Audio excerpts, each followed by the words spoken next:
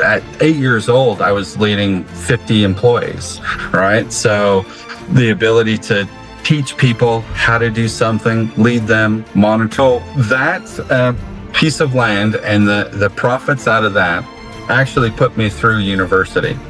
And through university, I did accounting and finance. When they are curious about some topic, they just put effort into it and just learn, and they just go with it. Since that age of 23, I've used the same phrase, ambitiously lazy. So thank you very much, Daniel, for coming for my podcast, Business Breakthrough. It's very nice having you here.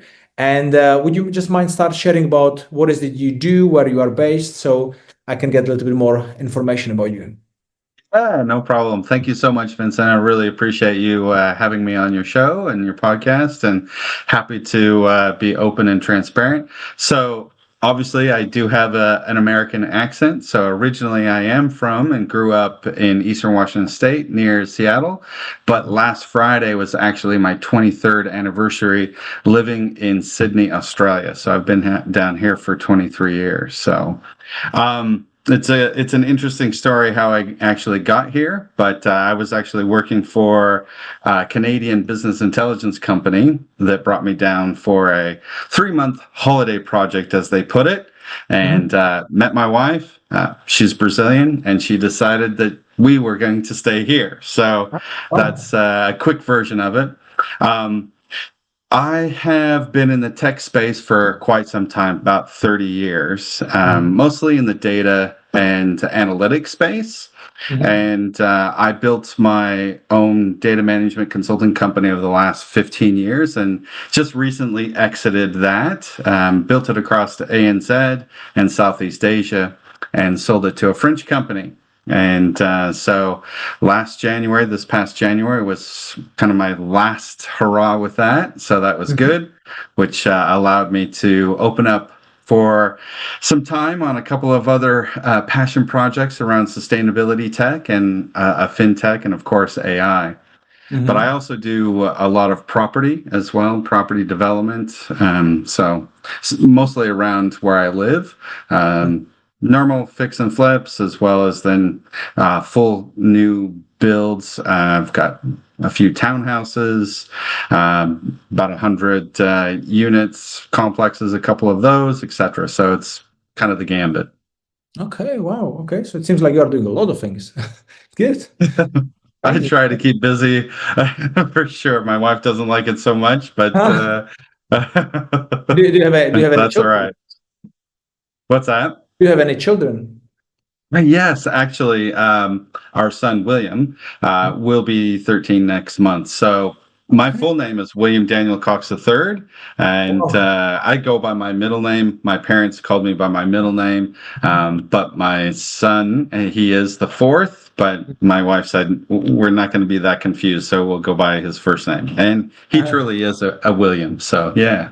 Nice. Okay, no. And so how does he see like you as a dad doing all these different things and businesses, selling businesses, doing all these properties? How is he thinking about his life? Do you know? It's quite interesting because I play professional sports and I've always really hated running, but he is wonderful at it. And long distance, cross country, he's a natural. He's so beautiful when he runs. It brings a tear to my eye, literally, when I watch him run.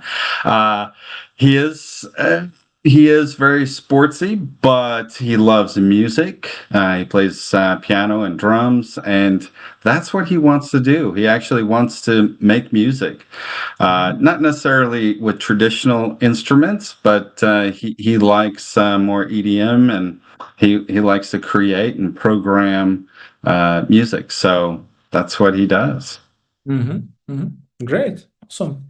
Sounds very good. I do love running, and I also learn on piano. Absolutely. I used to play as well when I was younger, but yeah, and when he was first starting, I tried to help him out, but he's well surpassed me, which is wonderful to see. So yeah, amazing when you can see that. Like my daughter, she's 9, and she start now going more to the piano we have at home and start learning herself. So we're just leaving her to see if she's enjoying it before we start put her on some classes, because I don't want her to put her off with classes too soon. but if she's keep Fair going, enough. it seems like there is some, like she still Potential. likes it, so we'll just encourage her to do it. Yeah, absolutely. That's nice. And regarding the, if you don't mind, was just wondering if you built a business from A to Z for 15 years, you sold it. Would you mind sharing how much you exited for? Uh, Confidentially, I still can't, but Okay. it's well over the 50 million mark.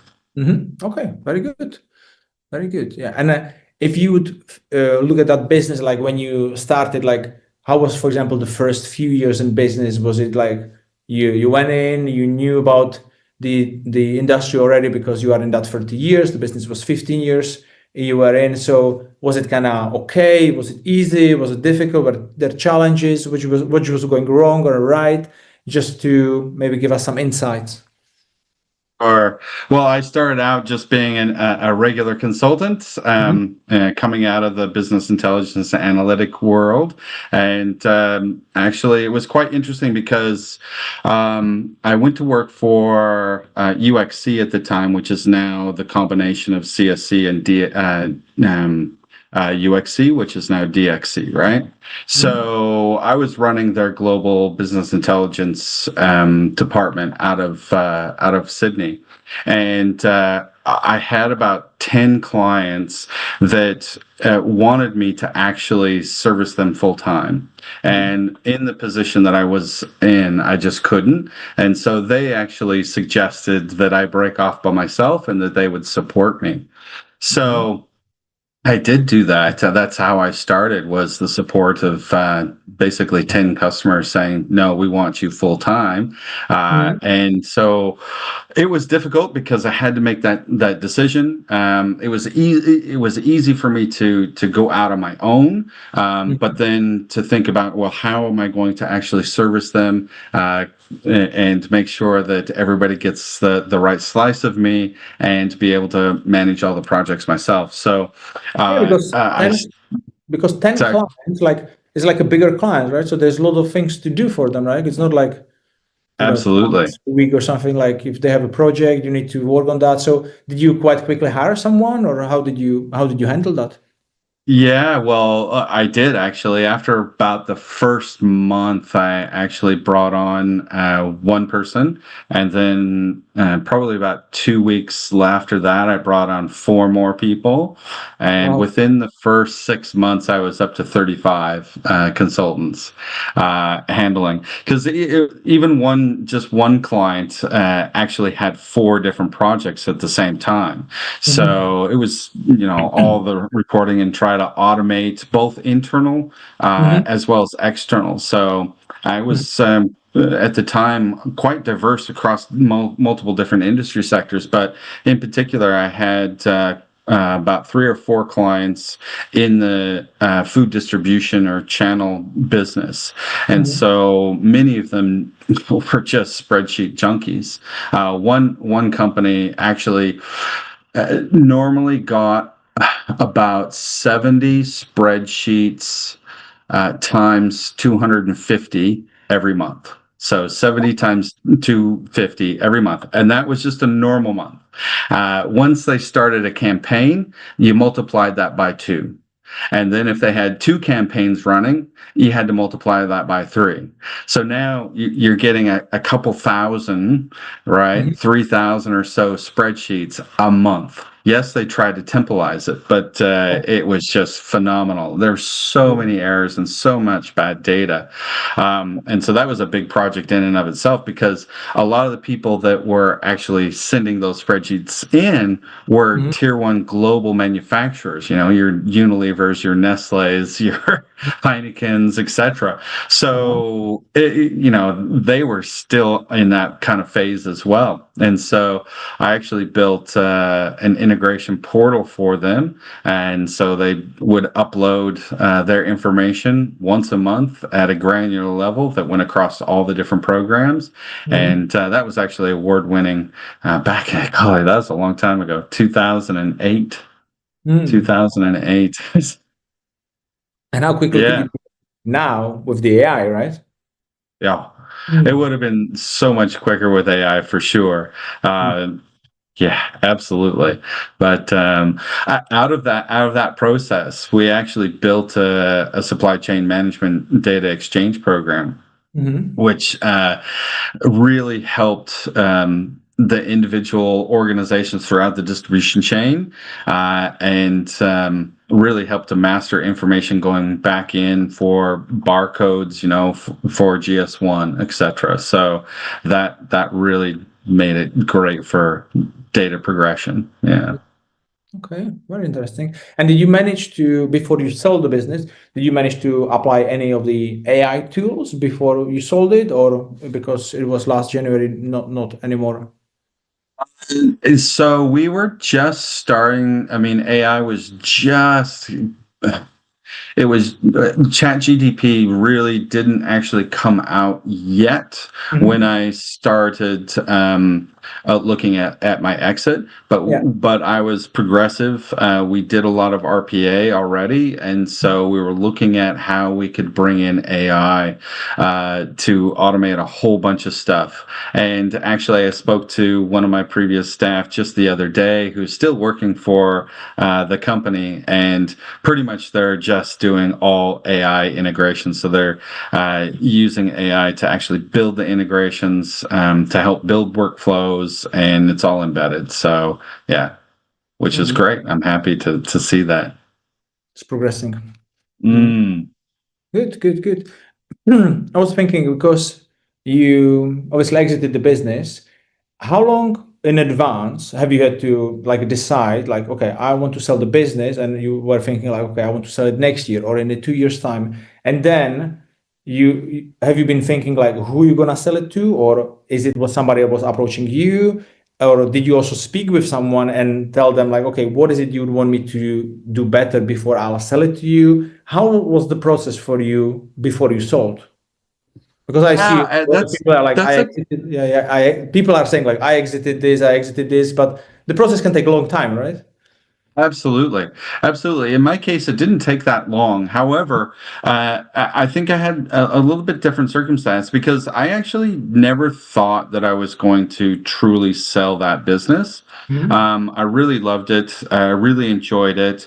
Um, uh, and actually, about 6 months before I started entertaining an acquisition, I was actually going out and looking at VC money to expand it even further.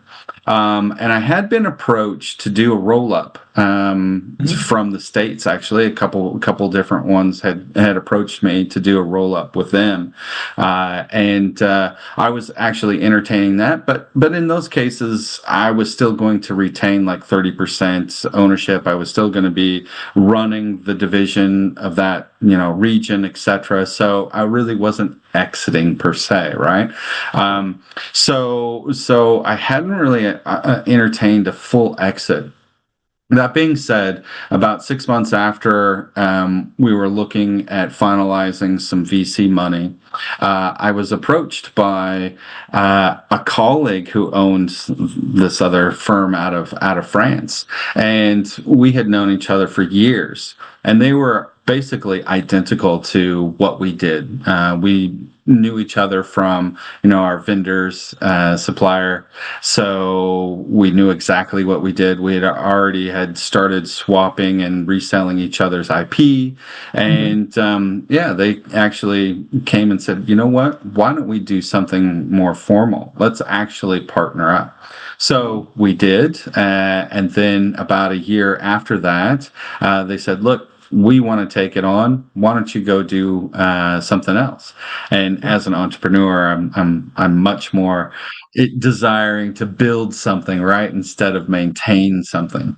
So yeah, so I took the idea, and so I exited, and that way I could start up a number of different new companies, and that's I'm enjoying that now. My new sustainability company tech platform called Green Parrot is taking off. We're opening up our Malta office next month, as well as our German Dusseldorf office in November. So we're Oh, officially launching Green Parrot in Germany, and that'll be our official global launch come November 3rd. So yeah, it's quite exciting. Oh, well. And is it easier now to start a business than 15 years ago? I know obviously you had these 10 clients, they came to you, so obviously you grew quite fast. But now with the things that you know, the experiences you've done, like how is it now for you to start this?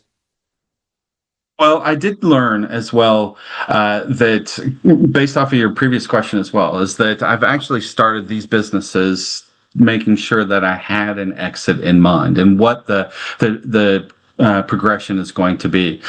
During that period, when I had the data management company, I did actually create two other tech startups as well, built them on the side, and then exited them as well. And with that, I've really learned a number of major themes about the value proposition of what I want to do, and really how I want to exit. So from the beginning, I'm already thinking about the exit. What type of profile, what type of organization, whether this is an IP, whether it's a PE, whether I'm going to do acquisitions as well in order to get to certain levels or certain types of technologies, what kind of partners I'm going to have in order to make that particular exit happen.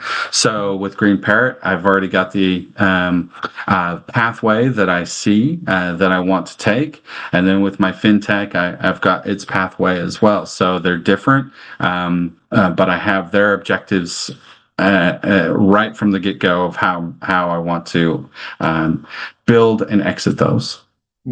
So it's extremely important to think about that, especially for entrepreneurs that really do want to be a serial entrepreneur and not get stuck in just one particular company.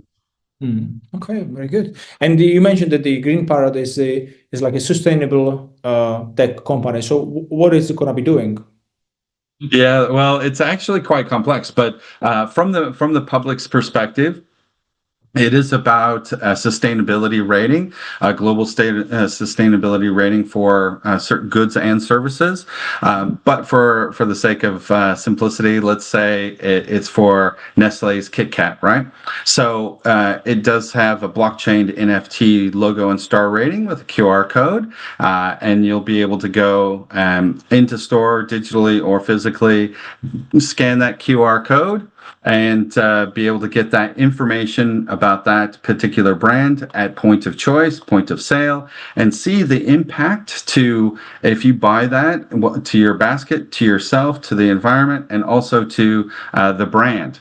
Now, that is for us as consumers to buy, to see, but it's also for B2B as well. So for like Amex transactions we're doing as well for EFTs from bank account to point of sale machines. So we actually can do a rating on that particular financial transaction to show its sustainability. So sustainability is quite broad in our terminology. So it's not just environmental metrics like nitrogen or carbon, of course. Everybody's quite worried about that.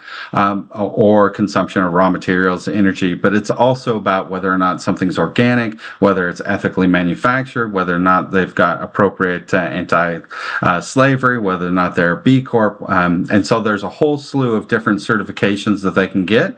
And we also integrate with third-party ESG platforms, since a lot of organizations already are doing their attestations for their ESG regulatory reporting. So we'll pull in some of that data as well as validate it. And then it's about the organization, the brand owners, getting their narrative out to their clientele. So whether it is a non-for-profit that's looking for services that their tender must require certain sustainability metrics, or a government department for a tender, but also for consumers to get that information. So for the brand owners, we are trying to monetize it and commercialize it. So it's a value add competitive advantage. So we can try and help increase volume as well as then attract a premium for those sustainable products. Now, there's a whole bunch of stuff that we do in the background, like carbon credit projects. We do drone and satellite imagery models as well for carbon sequestering. We do things like IoT devices for hydro tracking, so water tracking in desert areas or arid farmland to help with regenerative farming, etc. Mhm. So there's a lot of stuff we do in the back of that, but that's the main premise in the front end. Okay, I see. So if as a consumer, I will go to the shop, I'll scan the QR code, it will give me the information what's going to happen roughly with the company, with the brand, and Yep. regarding me, and Yep. with that data, so I have a little bit of better understanding how it's affecting, let's call it the planet, right? Yep. And how, I'm just wondering if there is a company which is not as into sustainability or green, and they are more kind of in that gray area and they are doing things maybe not as good, how are you going to convince them to have that QR code on their products?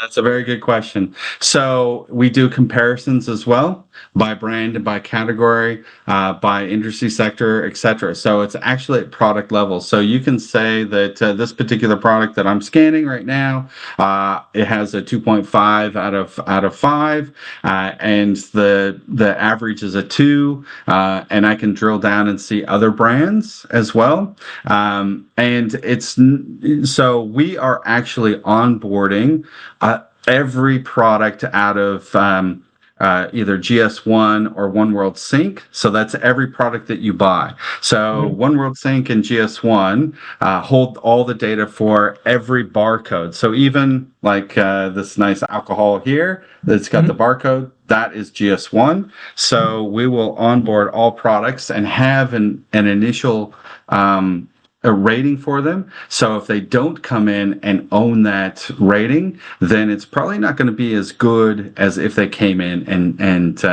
actually updated their information to the Yeah. latest, etc. So we're doing both things. One, that's pressure from the community based off of the Mhm. fact we've got products already that have been owned by the brand owner and putting their information in, as well as then their products possibly being misrepresented because we don't have all their data. Now, of course, there's disclaimers and like that, but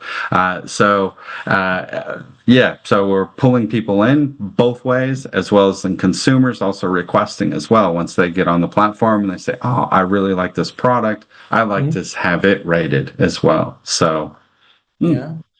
Okay. we're just So trying to find a quick demo for you, but that's okay. We can do that another day, or I can send you a little video as well, and you can slice it in or whatever. yeah, yeah, cool. It'll be good. Yeah, I know. I have a good idea about what you mentioned, how you explain it. It's like I'm thinking, like, if you are a dodgy company and you are listening, be afraid. Green parrot is coming for you. That's right. That's Yeah, right. I Absolutely. can maybe shoot your ass if you want. Absolutely. That's good. Okay. I was wondering what drives you. Why do you want like you have accomplished so much? You have exited multiple companies, and now you are starting another few companies. In the meantime, you are doing so many houses and housing projects. And what keeps you going? Like, why do you wake up in the morning and say, like, okay, another day I'm gonna go and I'm gonna give it all? Why you just don't relax? What drives you? That's quite interesting. So I actually did grow up on a farm. My father was not a farmer. It was my mother, and my dad went into the military, and he didn't want to continue after Vietnam. So he brought us back to farm, dig in the dirt. I'm so happy that he did because I learned so much from him, both from an entrepreneurial spirit, but drive, grit, and perseverance. And you had to do everything, right? You had to know everything, and you had to have the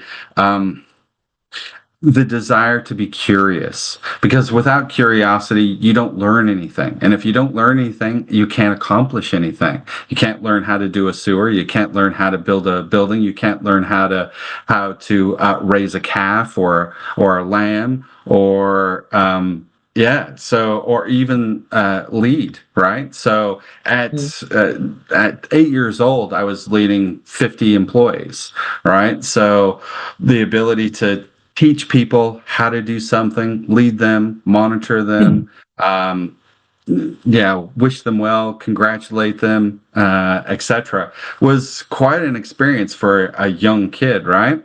Um, Out of that, I actually was given a plot of land, and my dad said, "You do what you want with it." And that was when I was 12 years old. And Mhm. so I planted Red Delicious and Granny Smith. So Mhm. you might know Granny Smith. The Yep. inventor of Granny Smith actually lived down the road from us, who Really? also invented the nectarine, the Rainier cherry, and Granny Smiths, and a whole bunch of other varieties of peaches and fruit. But anyway, I did that. My dad made me do everything. Yes, he supported. Yes, he helped. But I had to do all the books, all the chemicals, organize the labor, everything, which was great. So I learned business at a young age, and I've tried to also pass that on to my son as well, listening Mhm. to podcasts, teaching them what a P&L balance sheet is. So Wait, I wait, wait, never, Daniel, did you give him a plot in Australia where he can do whatever he wants? not yet, I He's haven't. he's 13. You are 1 year behind. You I need know, I a know. plot like today. I don't have the land here, but Yeah, instead of yes, I building another should. house, give him some potato land. Okay. Yeah, that's good. I should. Absolutely. I like that idea. I do. I teach them a bit more responsibility. That's sure. When I got so that piece of land and the profits out of that actually put me through university. Oh, Um, wow. and through university, I did accounting and finance. And when I got out and I was starting to study for the CPA exam, I looked and said, introspective. I remember I was at my first job. It was like 8 or 9 o'clock at night. I was finished with my day, but I sat there for a couple of hours just thinking about what I wanted out of the rest of my life. Mhm. And what I wanted to come up with a theme that was short and sweet, but represented what my attitude and my desires were. Mhm. And since that age of 23, I've used the same phrase, ambitiously lazy. Okay. Okay. Good. I have not yet been able to be lazy just yet. Uh, I will never retire. Yes, at some point, probably not in the too distant future, I will decide on what I want to do and what I don't want to do anymore. I won't slow down. I'll just change what I'm doing. Yeah. Uh, and That's already starting to happen because obviously my son is getting older now, and I don't want to lose those years in high school as before he leaves high school to go to university. So that is changing. I just changed the times as well at the moment. So as you can see, this is actually 10 o'clock at night for me. Oh, And we're doing the podcast, which I totally enjoy I because I appreciate it. only, You are taking your yeah, time at 10 p.m. in the evenings. A lot of people, they would just like, no, I'm sleeping. So thank yeah. you. Well, no, no problem. I actually have an inherited issue. My mom only sleeps about 2 hours a night. Oh, wow. And she still is a laboratory scientist, and she's actually running the farm as well. So my dad passed away a couple of years ago now, and so Mhm. she still runs the farm and also advises a couple of hospitals on um, their lab techs stuff. So she's still quite vibrant, and she only sleeps about 2 hours a night. I have to have double that. So I sleep Oh, about 4 hours. So if I don't do something, all right, so I usually go to bed about 11 midnight and then get up about 4. mhm. If I don't do something, then I'm caught scrolling or doing something I waste time on. So I'd rather put it into something productive. Good, good, good. Amazing. Yeah. It was really nice talking to you. You have so many Absolutely. great things to share. I really like you mentioned about this like curiosity. I really like Jim Rohn, and he speaks about it a lot. And like about be curious like a child, like you were curious as a child to get that plot going, and when you through university. And I think this is so important. Me and my wife, we have 3 daughters, and we do homeschooling. We don't send kids to school, and it's like I can see like they are when they are curious about some topic, they just put effort into it and just learn, and they just go with it, and it's so important, and I really like that. So yeah, thank you for reminding it. Yeah. Curiosity just builds so much because you want to learn, you want to have passion, and you learn new things that you may not have. And you never know, you might find something out because you were curious, and that just takes you down a whole new path, and that just ends up being your whole life. It could be. And if you weren't curious, you would have missed that pathway. So I think it's an absolute necessity because it also helps you to become better every day, because if you're curious, you'll learn. Yeah, absolutely. Yeah, so I think we'll slowly wrap it up. I think that there's so many other questions I would like to ask about AI and housing, what you all the projects you do, because I'm in real estate. I'll have But to do another one. yeah, we need to do another one, because I know how people, they have a attention span, and they don't. I'm not the daddy of a CEO where people watch 3 hours. So I'll rather cut it in here. I usually do a last question for everybody. If there were times where, for example, you were struggling in business and things weren't going the way you wanted, what helped you to get through it? Is there any kind of advice you would give to someone if they might be Yeah, in those shoes? absolutely. I would say there are three things. I have struggled a lot, even though I've seemed to have lots of successes. I've struggled a lot. A lot of failed partnerships, a lot of bad deals, clients as well. So number one, of course, is my faith. Number one, I derive a lot of my identity from my faith, and also strength. Number two is mindset. For business, for entrepreneurs, we have to have a strong mindset. There's always going to be those niggling negative pieces in there that, oh, you're not worthy, you're not good enough, it's not going to happen. But if you're strong and you have that mindset of, yes, I can succeed, I can move forward, yes, I might have a step back, but you know what? I see the silver lining, I see that vision, then you're going to go and you're going to actually move forward. And number three is have a coach. Absolutely got to have a coach, because the other two as well. Because sometimes you might falter in your faith. Sometimes you might actually have very strong negative feelings, and especially if someone else kind of supports that theme in your head and modifies the story in your head, and you get that story, and that story sticks, and it keeps moving on you and bringing you down. With a coach, he'll help you, or she'll help you actually get through that and bounce things off, and make sure you're on the right track. So those three things have always helped me, and I've always had coaches. Perfect. Yeah, thank you very much for sharing. They're amazing. So, guys, faith, mindset, and have a coach. So, it'll be 3 tips from Daniel. Thank you very much for coming to the show. And yeah, I'm excited to have you for the next time. Thank you so much, Vincent. I'm looking forward to it. Have a great evening.